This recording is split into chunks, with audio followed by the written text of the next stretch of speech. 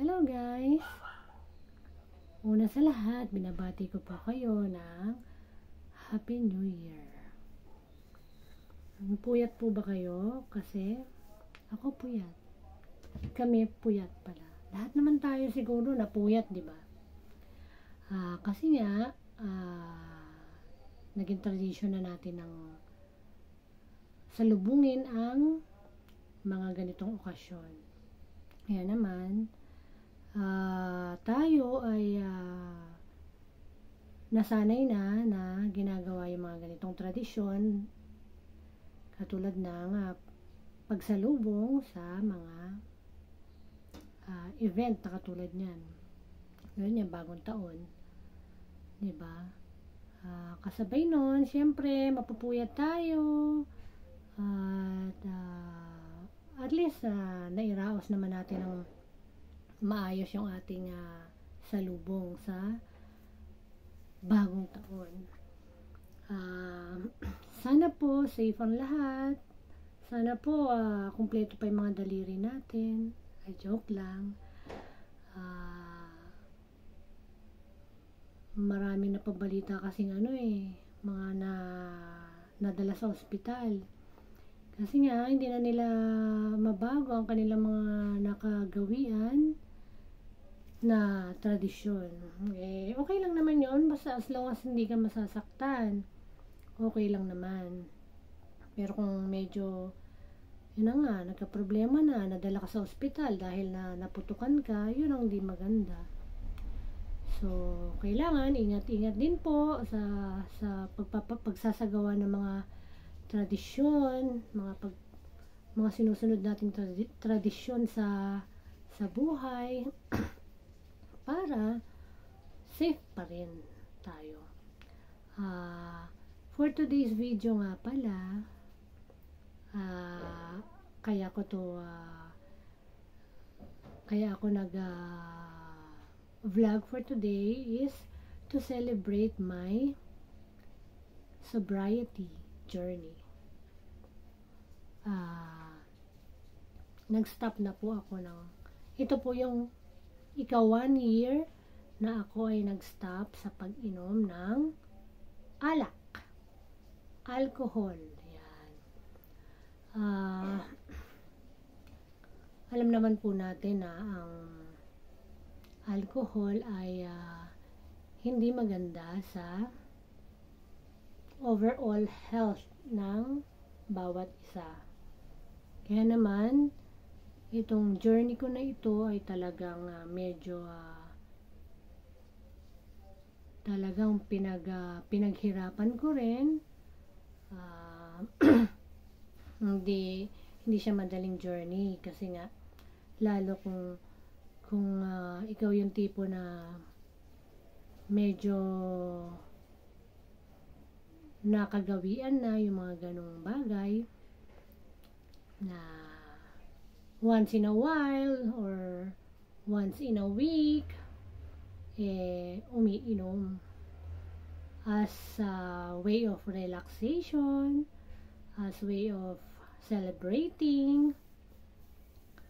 But you know what, guys, this journey, this sobriety journey, this journey that is I'm not drinking alcohol, this is really a life changing to me. Yes, marami rin naman po ako na nakita na katulad ng aking pinagdadaanan na talaga namang sila ay naisakatuparan din naman nila yung kanilang gustong mangyari para sa kanila. Yun na nga, yung pagtigil sa pag-inom. Kasi nasa sarili mo naman yan Kung talagang gusto mong gawin yung isang bagay, gagawin mo dahil gusto mo. Diba? Alam mo na maganda maging effect sa sarili mo. Bakit ako tumigil sa pag-inom ng alak? Ay, by the way, hindi ako yung tipo na yung magpapakalasing, yung tipong gumagapang na bago tumigil sa pag-inom. Hindi naman po yung ganung point. Although, may part of my life nung ako ay napabalik tuloy sa sa nakaraan. May part of my life na talagang yung mga dalaga days, ganyan, di ba? Meron talaga akong mga inom ng alak na medyo sabihin na nating inaabot ng umaga, ganyan. Tapos sometimes meron kang inuman na talagang binubuhat ka na pauwi ng bahay nyo kasi nga talagang na-blackout ka na sa sobrang kalasingan. Kasi nga, kapag ka umiinom ka ng alak, sometimes sa sobrang saya mo, na out of control ka na. Di ba? Kaya naman, sa part ng buhay ko na yon, masasabi ko na siguro, okay pa, pero ngayon na nagkakaedad na, ako nga po pala ay 42 na, masasabi ko na hindi na siya gusto ng aking katawan. Parang hindi na nagsiserve ng maayos sa aking katawan. At kung talagang pag-aaralan, ang alak ay wala talagang naidudulot na maganda sa ating health, sa ating overall health. Meron ako YouTuber na napapanood na talagang naging eye-opener sa akin. Kung gusto nyo po ay panoorin nyo rin siya, baka sakaling matuto kayo sa kanya. Marami siyang itinuturo about self growth, ganyan. Alcohol, yung mga effect ng alcohol, ganyan. He is a scientist. Siya nga pala si Andrew Huberman, something like that. Yun, meron siyang isang episode na about alcohol na talaga namang eye-opener para sa akin, para talagang itigil ang pag-inom ng alak. So, nakaka 1 year na po ako na pagtigil sa pag-inom ng alak. Kung nakaya ko po, siguradong kaya nyo rin. Kasi meron tayong mga dahilan kung bakit tayo umiinom ng alak. Ako siguro dahil yung mga panahon ko talagang, di ba, ang alak legal. Pag dumating ka sa 18, parang legal ka nang uminom. So, yun yung dahilan kung bakit ako natutong uminom. Pero kung tutuusin, siguro kung yung mga panahon na yun talagang yung mga magulang natin talagang hindi tayo in-encourage sa mga ganong situation, hindi natin siya mapag-aaralang gawin. So, over time, nagiging na siya nagiging habit na, nagiging bisyo na talaga namang makakabigay ng malaking impact sa unang-una sa personality mo, sa pangalawa sa health mo, pangatlo sa relationship. Yun yung mga major na naapektuhan ng alcohol. Kaya naman, bilang isang dating umiinom, lahat yan nakita ko. So, kaya naman, kung ako ang tatanungin, I will never go back. Dire-diretso na to. Okay? Hanggang siguro sa ako'y magkaroon na ng edad, talaga namang ipupush ko na no more alcohol na talaga. Kasi nga, yun yung makakabuti sa akin dahil ako ay 42 years old na kailangan ko nang ayusin yung aking health. Alam kong maraming masamang epekto ng alak. Kung kayo rin ay magre-research about effect ng alak sa inyong overall health, magugulat din kayo at baka one day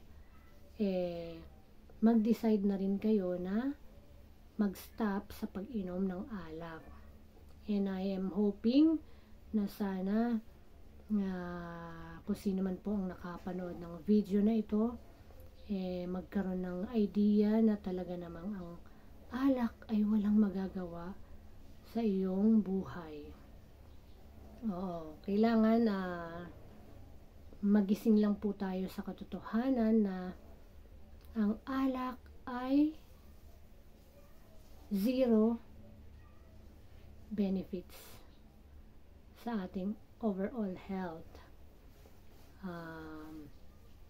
Wala naman po tayong against sa mga tao na umiinom ng alak, kanya lang ang nakaka-alarm lang kasi parang para sa kanila okay lang yon, para sa kanila masaya sila sa ginagawa nila, pero hindi nila alam yung health nila is at risk na.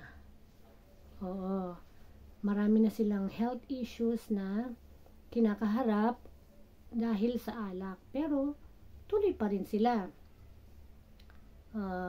Kaya naman sana sa ang aking video ito ay maka-inspire ng kahit ilan lang na umiinom ng alak, na sana stop na niya.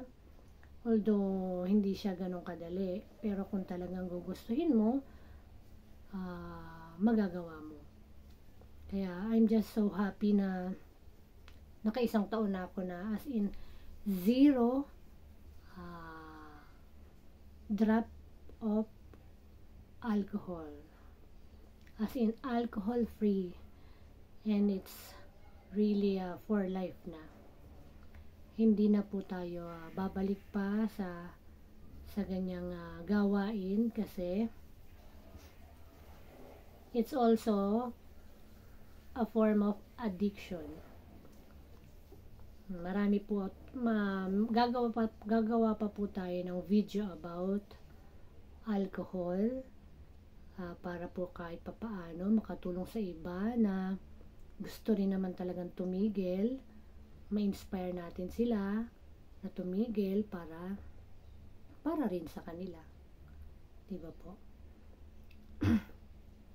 Kailangan lang talaga ang willpower nyo nandyan para talagang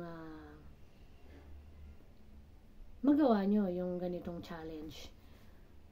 Bale, ang kaganapang ito sa buhay ko ay talaga namang masasabi kong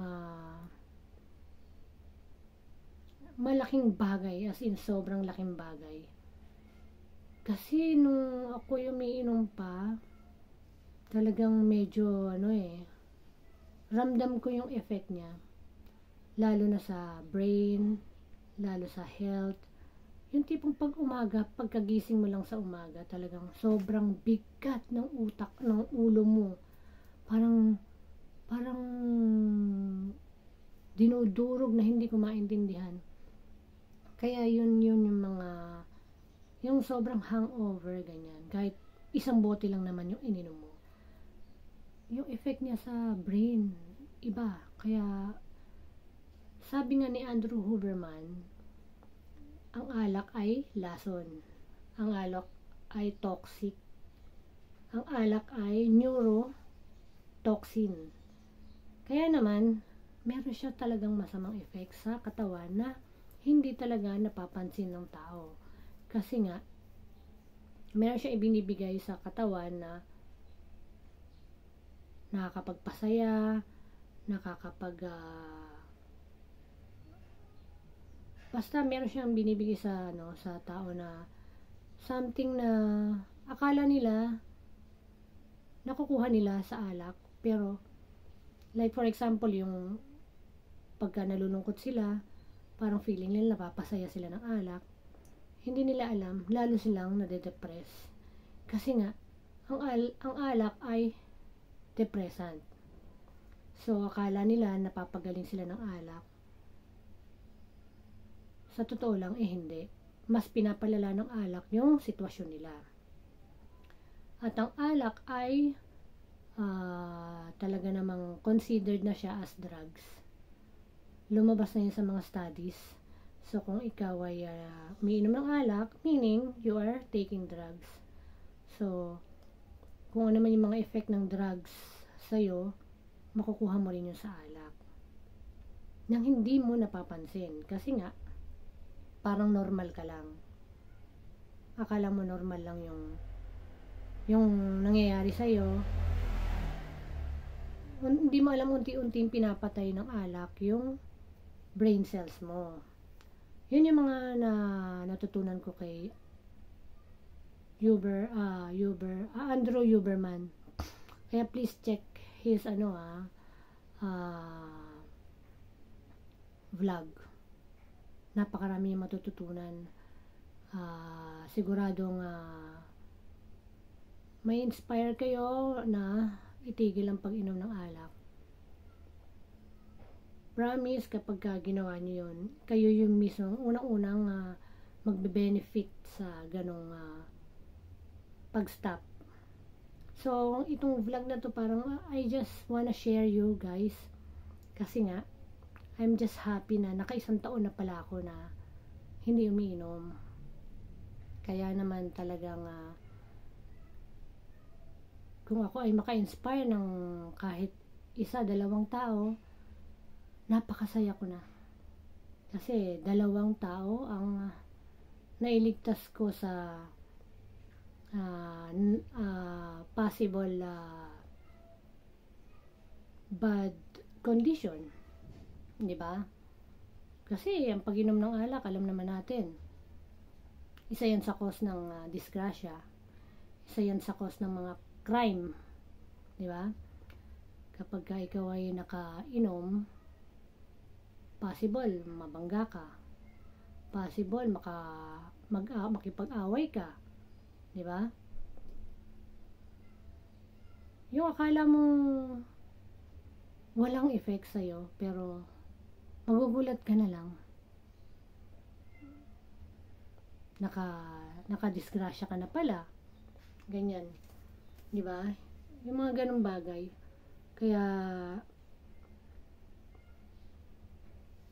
kung ako sa inyo na talagang mga may hilig sa alak, na feeling nyo hindi nyo kayang stop, kaya nyo yan.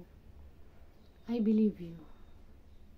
Ngayon, kung talagang paninindigan nyo na yan yung inyong gustong gawin hanggat kayo nabubuhay, nasa sa inyo rin po yun. It's up to you.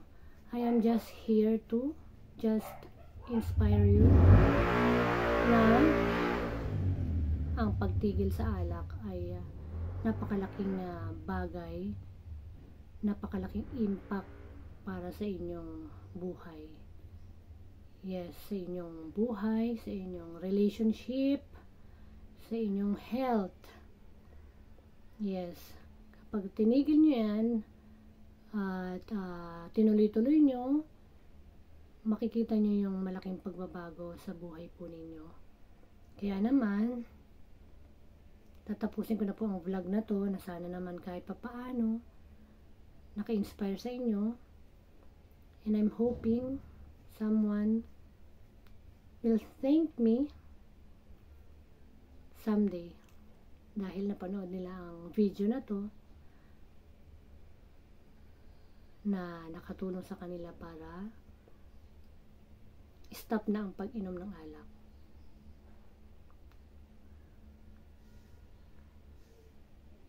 God bless us. God bless you. Nawa ay simulan mo na. Kaya mo yan. Basta manalig ka lang sa Diyos.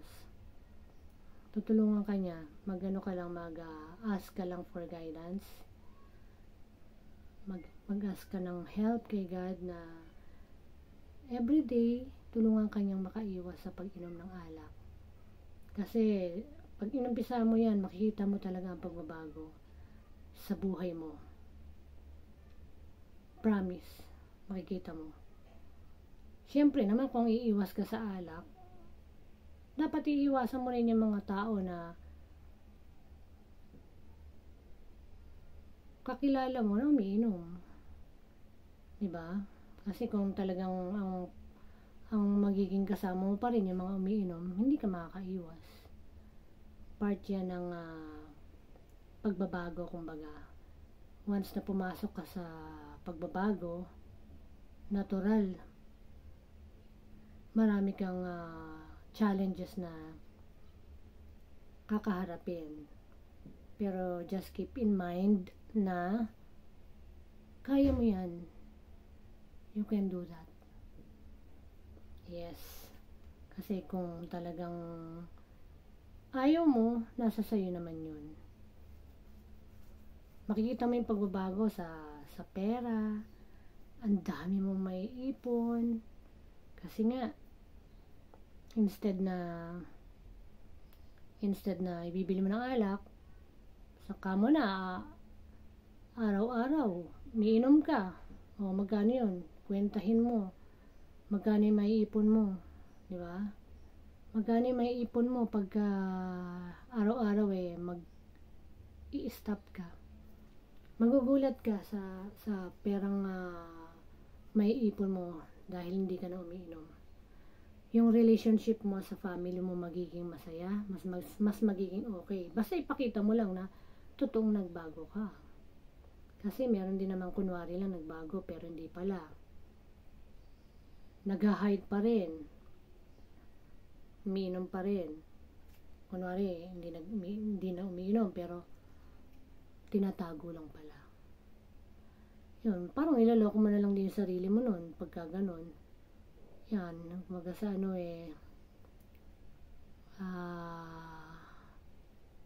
once na inumpisahan mo, kailangan panindigan mo. Yun lang yun, guys. Sana ay naka-inspire itong video na to para sa ikapagbabago mo. Kung ikaw ay talagang araw-araw umiinom, subukan mong once a week muna na hindi ka natitigil ka sa pag-inom, di ba? Hanggang sa matrain mo na yung sarili mo na pahaba na ng pahaba yung panahon na hindi ka na talaga umiinom. Kasi ang pagbabago hindi rin naman ganun kadali. Kaya naman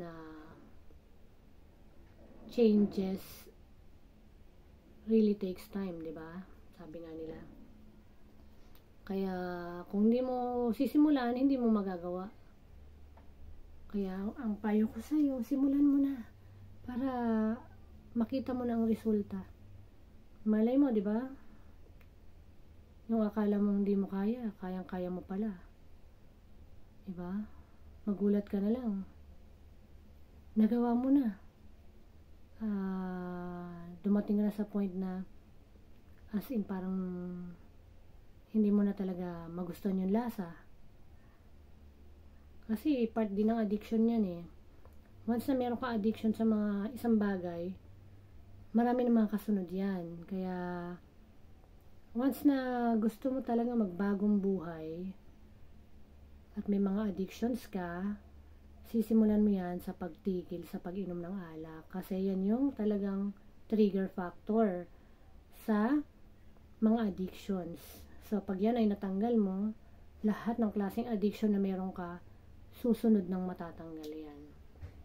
Kasi yan yun mismong sumisira sa utak mo. Sinisira niya ng mga decision mo,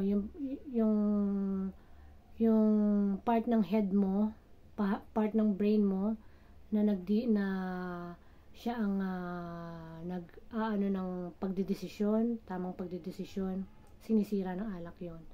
So kaya hindi ka na nakapagdesisyon ng tama, na-stuck ka na dun sa thinking na ay may problema ako, inom ako ng alak. Ay may problema ako. Ito lang makakasagot. Ang alak lang. So malaking pagkakamali yun. Pagka yun ang pinaniwalaan mo sa buhay mo, hanggang till the end of your life, alak na lang magiging kasangga mo. So marami na rin ako nakitang ganyan na namatay nang umiinom ng alak. Kasi hindi na nila binigyan ng pagkakataon ng sarili nila na baguhin yung mga nakasanayan nila.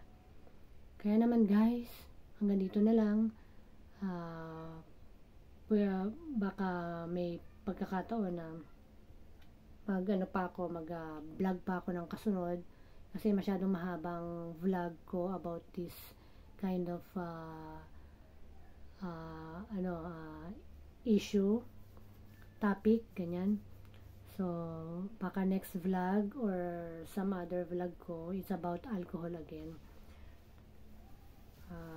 That's it for today. I am just happy na ako ay naka 1 year na hindi umiinom ng alak.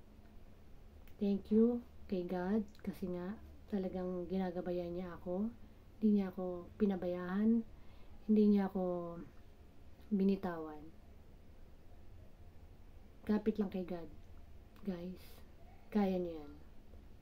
For the family, for yourself, tigil mo ang pag-inom ng alak. Promise, you will love it. You will be benefiting sa iyong gagawing pag-stop sa pag-inom ng alcohol. That's for it. Thank you for watching. I hope you learned something. God bless. Goodbye.